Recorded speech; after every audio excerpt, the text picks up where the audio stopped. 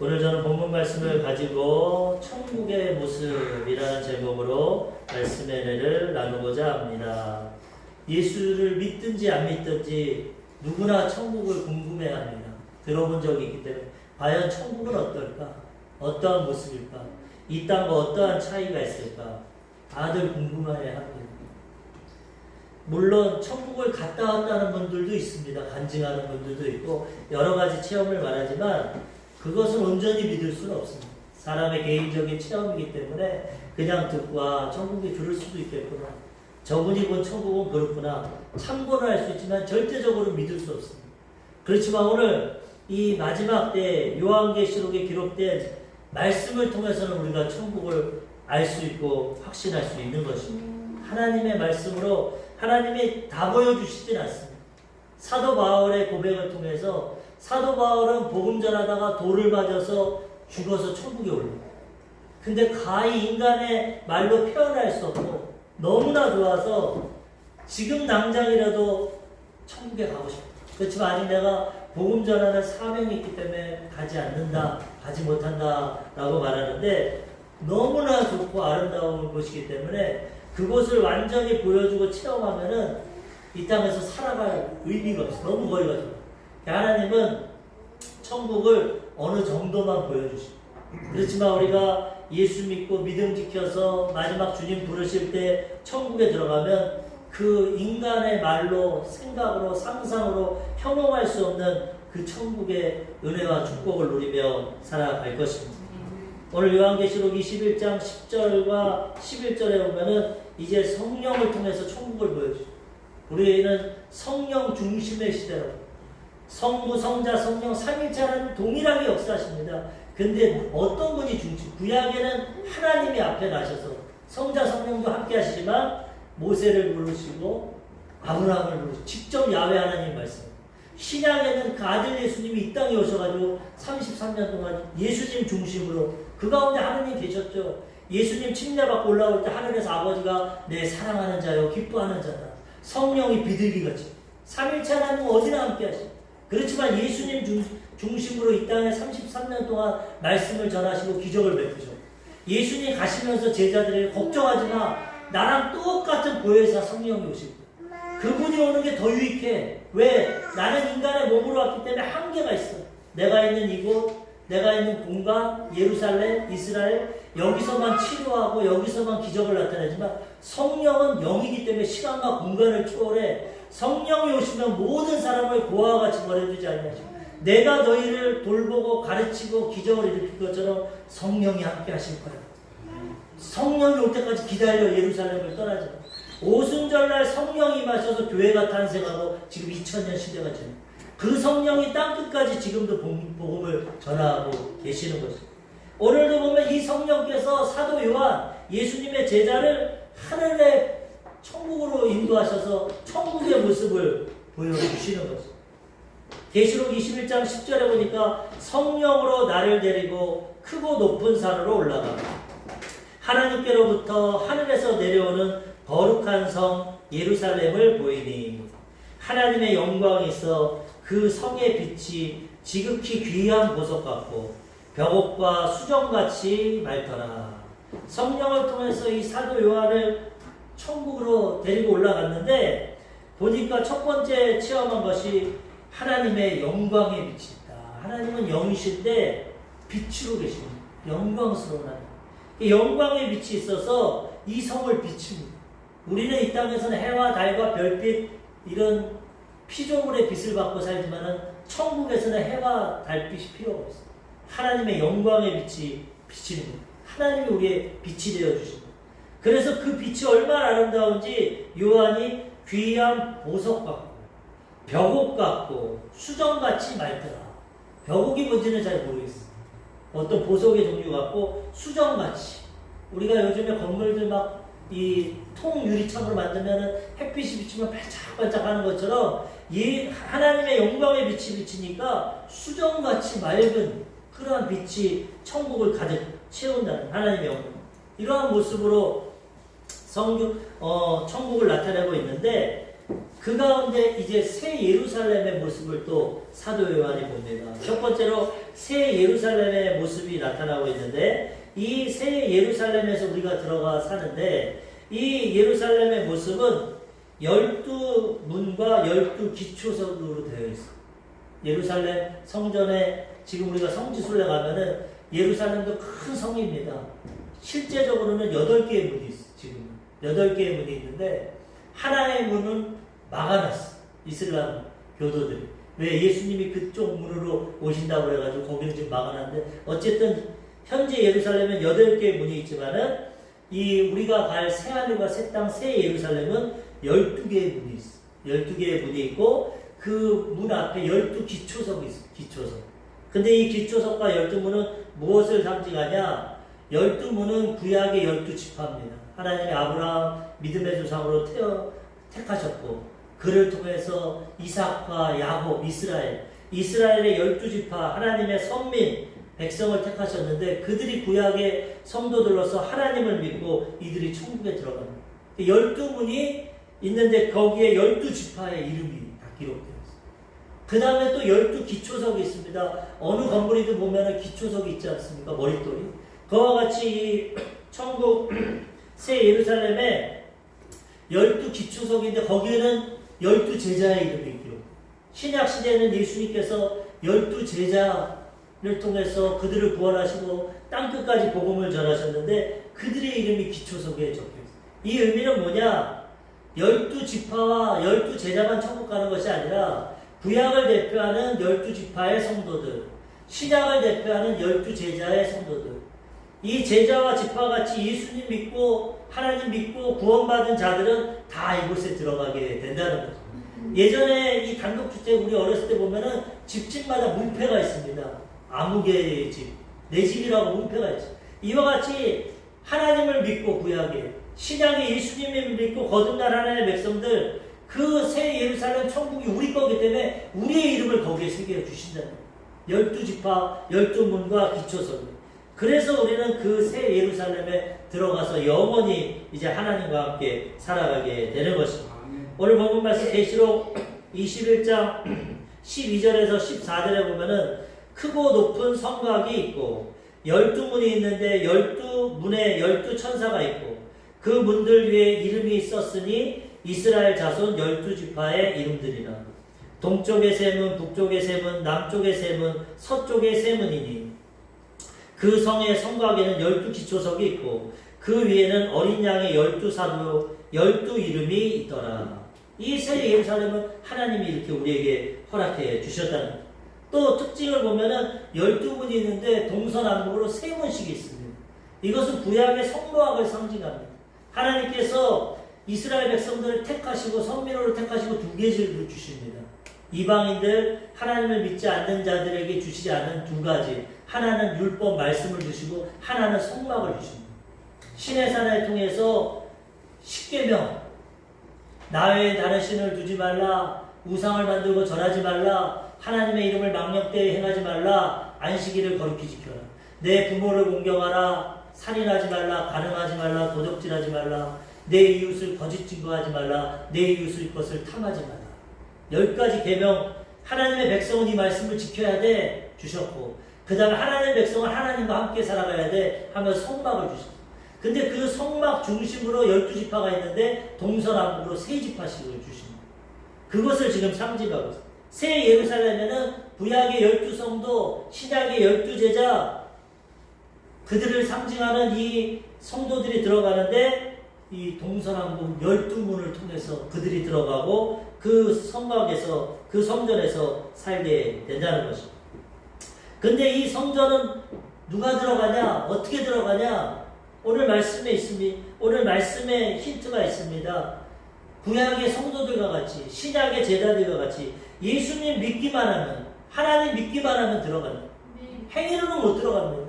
우리는 태어날 때부터 원죄와 스스로 잠언죄를 갖고 일평생 죄를 짓기 때문에 우리 죄 가운데는 들어갈 수가 없어요. 항상 제가 예화를 드리지만 살인범이 내가 사람을 죽이고 살인죄를 졌는데 고아원 가가지고 100만 원 기부하고 고아원 애들한테 봉사한다고 그 살인죄가 없어요.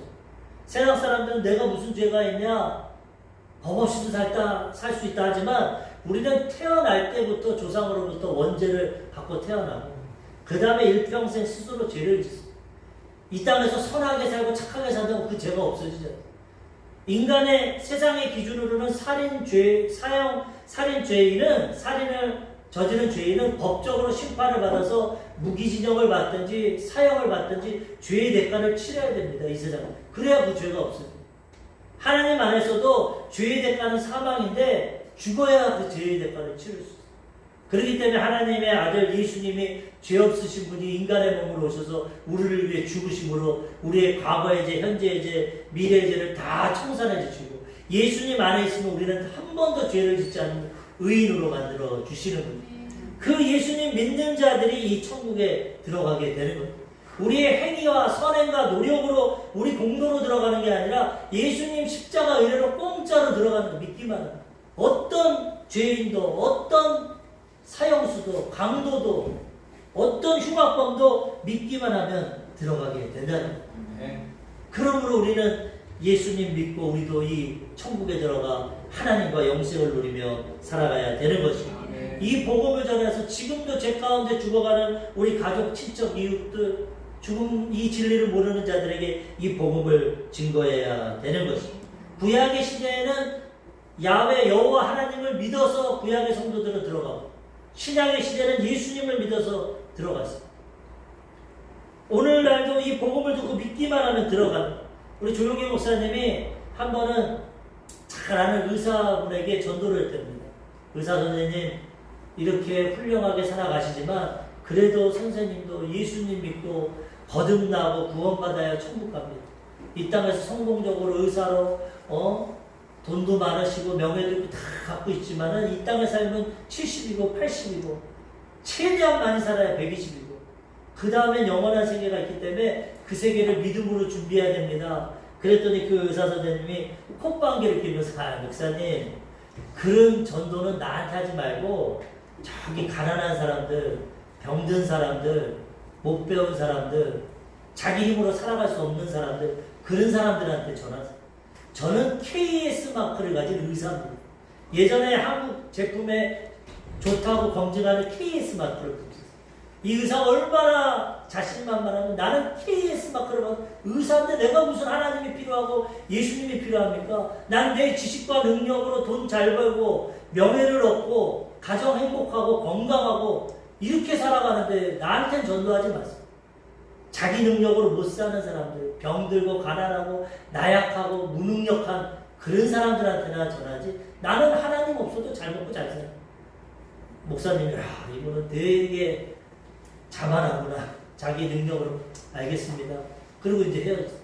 몇 년이 지났는데 목사님한테 연락이 왔어. 제발 저 좀 만나주십시오. 그래가지고 시간을 내서 이분을 만났어. 얼굴이 초췌해지고 목사님 저 좀 살려주십시오. 아니 왜 그랬습니까? 제가 암이 걸렸어요. 현대의학으로 고칠 수가 없어요. 죽게 됐어요. 저 좀 살려주십시오. 그때 목사님 말씀에 아니 무슨 KS 의사가 하나님을 찾냐 그런 마음이 들었지만 이분이 이제 자기의 한계를 깨달아. 인간적으로 잘나고 성공하고 자기 뜻대로 될 때는 내 주먹을 믿어라. 복음이 안 들어갑니다. 하나님 안 믿어. 근데 사람이 자기의 한계를 깨닫고 자기의 연약감을 깨달을 때는 하나님을 찾는 거죠. 그래서 기독교에서는 고난이 축복이라고 합니다. 너무 잘나고 잘 먹고 잘 살면 하나님을 안 찾아. 그러다가 영원한 형벌과 지옥으로 들어가. 그래서 때로는 사랑하는 자들에게 하나님은 고난을 주셔. 고난을 맞아야 내 한계를 깨닫고 내 연약감을 깨닫고 하나님을 만나고 구원받습니다. 그 다음에는 하나님이 우리 인생을 책임져 주신다는 거예요.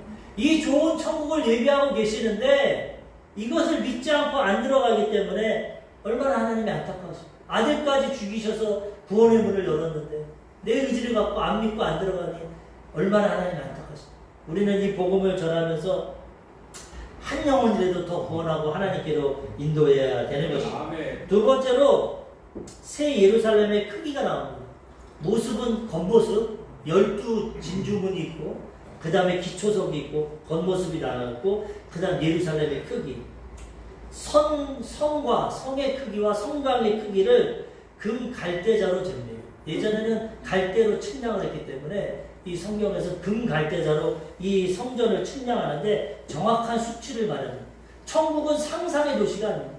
무슨 가상적인 가상 공간이 아니에요. 확실하게 천국은 만들어져 있고 예비되어 있는 실제적인 공간입니다. 오늘 성경은 그것을 알려줍니다. 계시록 21장 15절에서 17절 내게 말하는 자가 그 성과 그 문들과 성곽을 측량하려고 금 갈대자를 가졌더라. 그 성은 네모가 반듯하여 길이와 너비가 같은지라. 그 갈대자로 그 성을 측량하니 12,000 스타디온이요 길이와 너비와 높이가 같더라. 그 성곽을 측량함에 144 규빗이니 사람의 측량 곧 천사의 측량이라. 성과 성곽을 측량하는데 성의 모습이 네모 반듯합니다. 성의 모습. 그리고 길이와 넓이와 높이가 사각형입니다. 그런데 그 크기가 그 길이와 높이와 넓이가 얼마냐? 12,000 스타디온. 이거 로마의 숫자입니다. 로마에서 이 경기장을 만들 때 그래서 스타디움이라고 그러죠, 영어로. 그 당시 경기장을 만들 때 달리기 하는 거리가 192m. 1스타디온이 192m. 그만큼의 거리인데 12,000 스타디온. 지금 현재로 말하면은 2,200km에서 2,400km. 2,400km. 엄청난 넓이입니다. 우리나라 단위로 말하면 6,000리. 6,000리라고 그래요. 우리가 10리를 4km라고 그러고 100리를 40km고 1000리가 400km인데 우리나라는 3,000리 반도광산이라고 하지 않습니까? 3,000리. 그러니 1200km, 3,000리. 근데 6,000리니까 2,400km, 6,000리니까 한반도의 2배입니다. 길이가 2배고 넓이가 2배고 높이가 엄청난 크기입니다. 12,000 스타디온. 그래서 학자들이 따져보니까 이 큰 공간에 얼마의 인구가 들어갈 수 있을까? 수용 인원이 최대 500억 명이 들어갈 수 있어요. 500. 높이가 6,000이고 2,400km고 길이가 2,400km고 넓이가 2,400km. 이러한 새 예루살렘이 하늘에서 내려오는데 500억의 인구가 살아갈 수 있어요. 그 우리가 보면은 현재 80억이라고 하는데 그 종교 개혁 시대까지만 해도 그 유럽의 그 흑사병 시대마도 인구가 그렇게 많지 않아요. 그래서 태초로부터 지금까지 인구를 다 해도 500억이 안 된다. 그러니 하나님은 온 인류를 구원하려고 이 큰 성을 예비하고 계신다. 넉넉히 들어갈 수 있고. 근데 우리가 안 들어가니까 안타까워. 하나님은 다 예비하고. 예수님이 뭐라고 합니까? 내가 아버지께로 가니까 걱정하지 마. 내가 너희를 위하여 처소를 예비하고 다시 와서 너희를 나와 함께 있게 하는 거야. 내가 천국을 예비하고. 하나님은 이 큰 성전, 우리가 살아갈 천국을 예비하고 계시는데 우리 인류가 믿지 않고 순종하지 않아서 못 들어간다는 거 얼마나 안타깝습니까? 불순종하고 죄 가운데 마귀를 따라감으로 지옥으로 들어간다. 이 마태복음 25장 41절에도 보면은 뭐라고 합니까? 마귀를 따라가고 하나님을 섬기지 않은 자들 또 왼편에 있는 자들에게 이르되 저주를 받은 자들아 나를 떠나 마귀와 그 사자들을 위하여 예비된 영원한 불로 들어가라.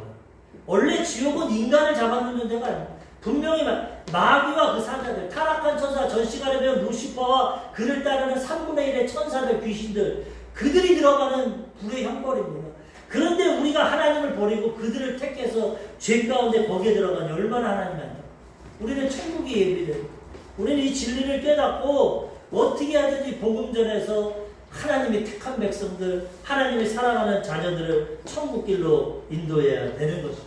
이 완벽한 것을 하나님이 예비하고 계시잖아요.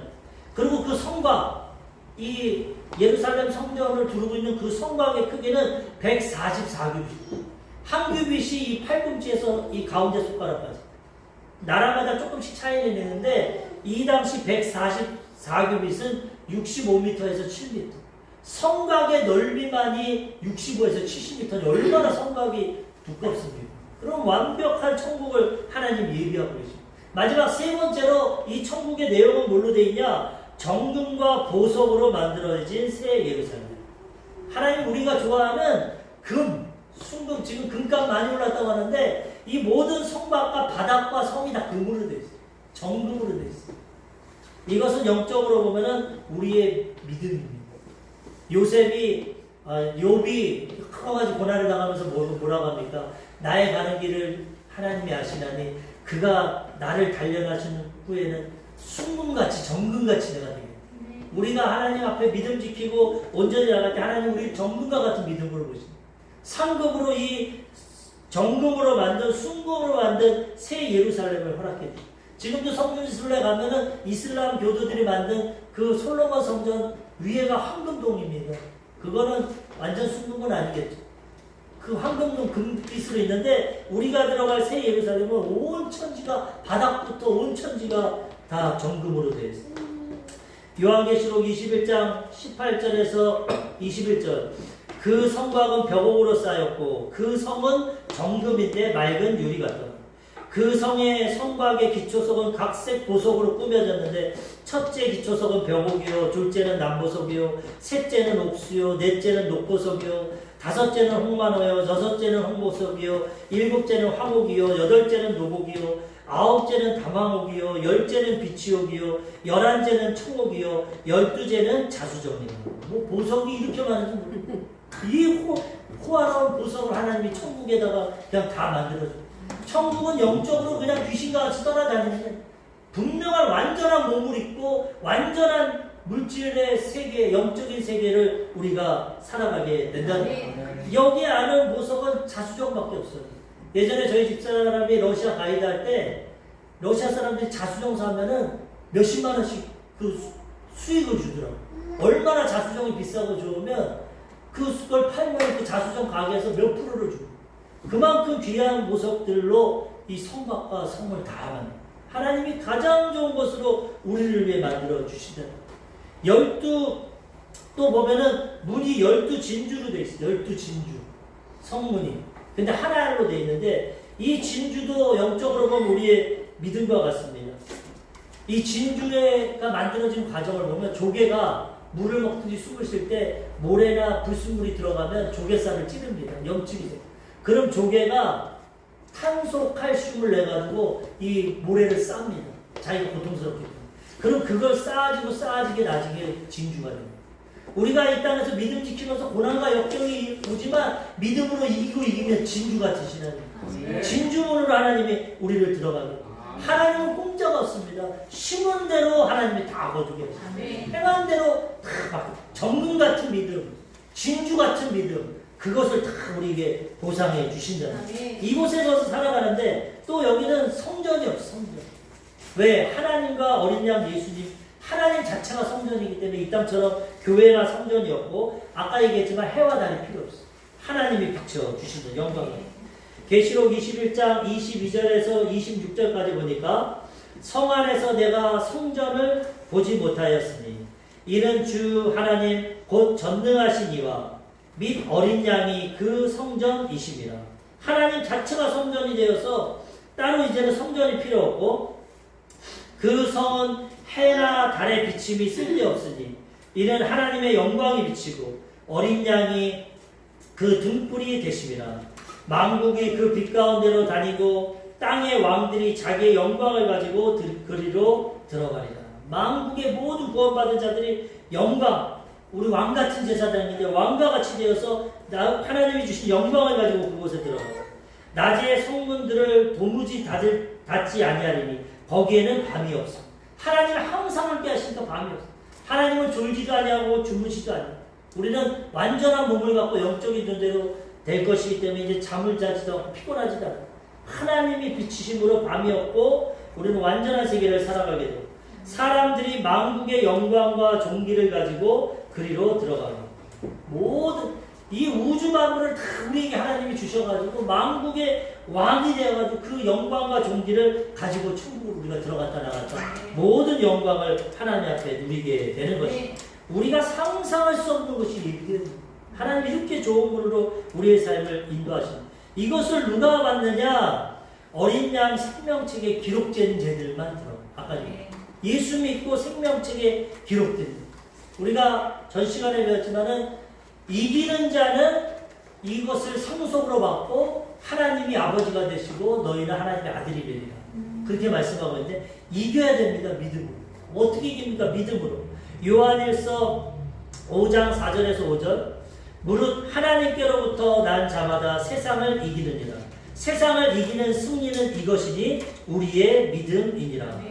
예수께서 하나님의 아들이심을 믿는 자가 아니면 세상을 이기는 자가 누구냐?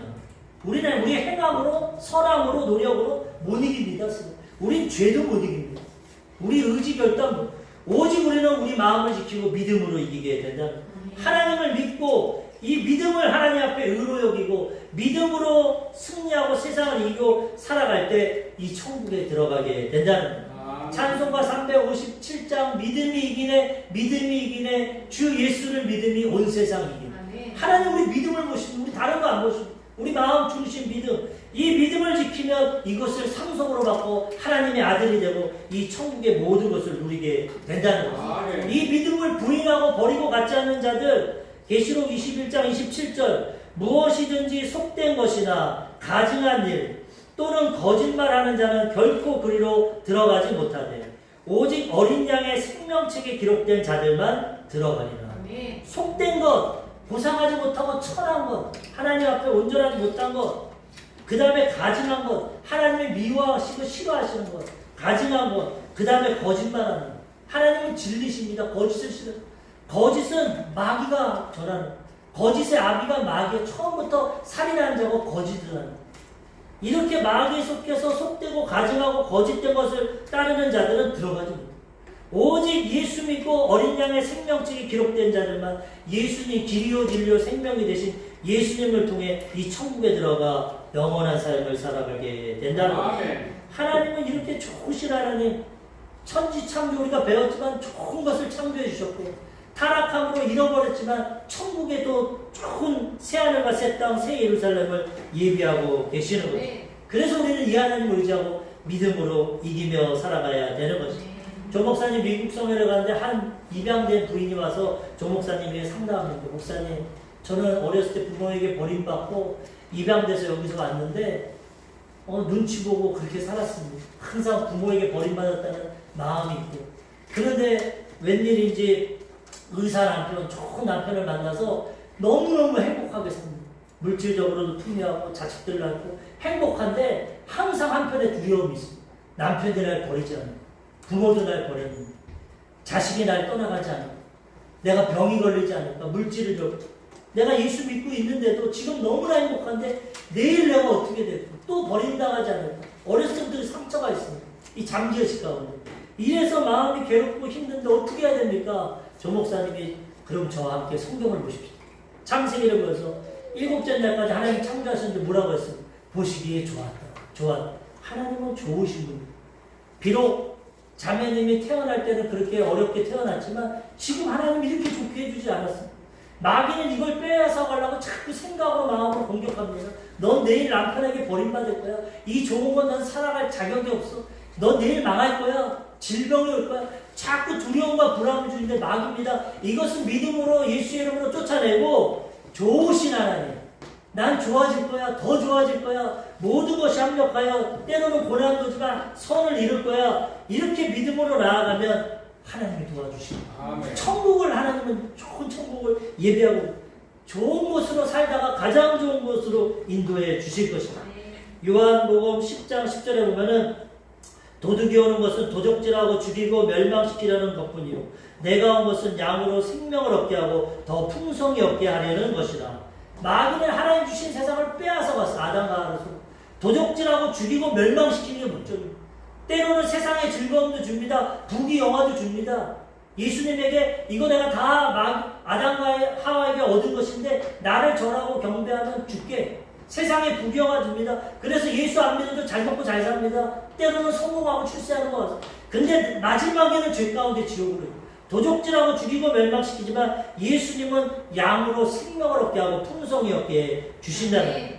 하나님은 우리에게 더욱더 생명을 주시고 마지막에 영원한 이 천국을 허락해 주신다는 거예요. 그래서 우리는 이 하나님을 의지하고 날마다 우리 마음 바탕을 좋은 것으로 오늘도 좋은 일이라 합니다. 하나님이 함께 하십니다.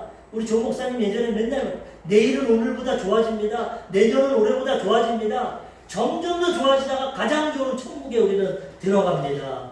이것이 믿음입니다. 그래서 우리는 이 땅에서도 하나님이 주신 내 삶을 가장 좋음으로 감사하고 받아들이고 살아가야 된다는 겁니다. 다음 주는 추수감사절인데 오늘 9시에 이영훈 목사님이 이런 간증을 하시고 두 친구가 있는데 한 친구가 대화를 합니다. 우리 할머니가 돌아가셔가지고 3주 전에 할머니가 돌아가셔가지고 내가 유산을 2억을 받았어. 친구가 부러워합니다. 너 그냥 2억이 생겨서 좋겠다. 그런데 그걸로 끝나지 않고 둘째 주 전에는 큰아버지가 돌아가셨는데 3억을 주셨어. 너 5억이나 생겼어. 야, 그걸로 끝나지 않아서 저번 주에는 우리 부자 고모가 돌아가셨는데 10억을 주셨어. 3주 동안 15억을 받았다는 거야. 얼마나 큰 걸 받았어. 그래서 이 친구가 근데 너 왜 얼굴이 이렇게 어둡고 별로 기분 좋지 않아? 15억이나 생겼잖아. 근데 그 친구가 뭐라고 그러냐? 근데 이번 주에는 아무도 안 돌아가셨어. 이게 뭔 소리냐? 우리가 이렇게 큰 은혜와 축복을 받는데 감사하지 않냐? 우리는 받은 건 잃어버리면 더 받으려고 하지만 그래서는 기쁨과 행복을 얻지 못한다. 내게 지금 주신 것 감사하고 기뻐하면 더 좋은 길로 하나님이 인도해 주신다는 거예요. 비교하고 살면 안 됩니다. 우리는 우리에게 주신 가정, 직업, 가족, 내 처한 것에서 감사하면 더 좋은 길로 인도해 주신다는 거예요. 조용기 목사님 사촌 동생이 어릴 적에는 엄청 똑똑했는데 큰 병치레를 이루고 지능이 좀 떨어졌어요.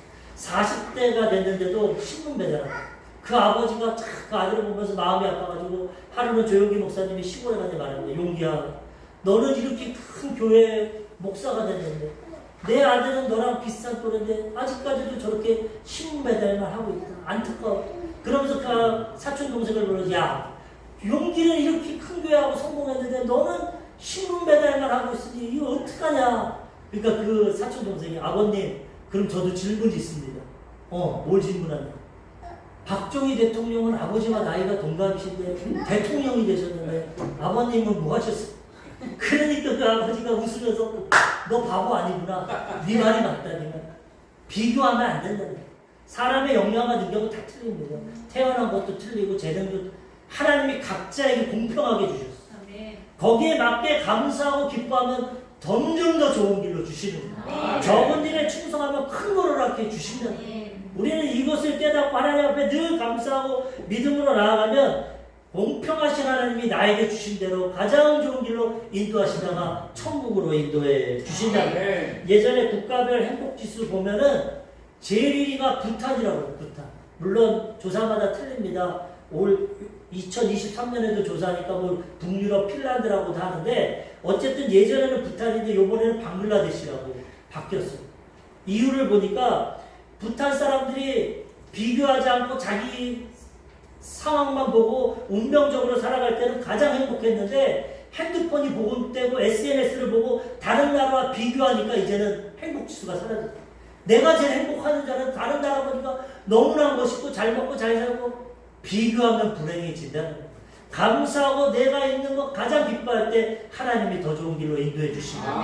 우린 그렇게 살다가 이제는 비교할 수는 없는 영원한 천국에 들어가게 되는 것이에요. 우리 사랑하는 성도님들이 이 진리를 깨달으시고 이 천국의 소망을 가지시고 이 땅에서도 감사하고 기뻐하고 하나님의 좋은 길로 인도하시는 이 세계 살아가시다가 마지막 오늘 예비하신 이 영원한 아름다운 천국에 들어가서 영생을 누리고 가장 기쁘고 행복한 삶을 살아가시기를 주님의 이름으로 축원합니다.